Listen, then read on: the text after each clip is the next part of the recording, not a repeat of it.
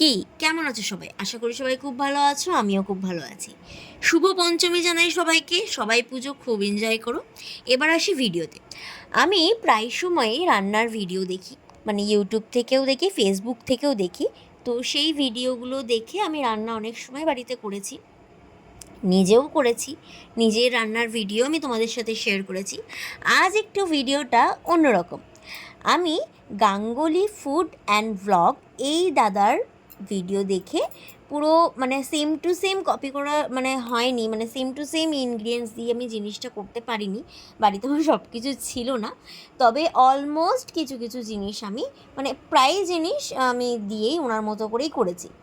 তো এই হচ্ছে ভিডিওটা। আর দাদা, যদি তুমি ভিডিওটা দেখে থাকো তাহলে অবশ্যই আমাকে বলিও যে কোনো ভুল ত্রুটি আছে কিনা। অবশ্যই ভুল আছে নিশ্চয়ই, কারণ আমি অত পাকা রাঁধুনি নই।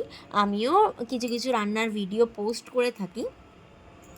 তো এইভাবে আমি আলুর পরোটাটা করেছিলাম, সত্যি কথা বলতে দারুণ হয়েছিল। তোমরাও এইভাবে বাড়িতে বানিয়ে ট্রাই করতে পারো। তো আমি সব উপকরণ যেহেতু পাইনি, তাই আমার মনেও মতো একটুখানি করেছি। আর দাদা, তোমার ভিডিওটা আমি দেখেই এটা বানিয়েছি। তো তোমার কাছে যদি ভিডিওটা পৌঁছে গিয়ে থাকে তাহলে অবশ্যই আমাকে জানাবে যে কেমন হয়েছে। ঠিক আছে, দেখা হচ্ছে নেক্সট ভিডিওতে। টাটা।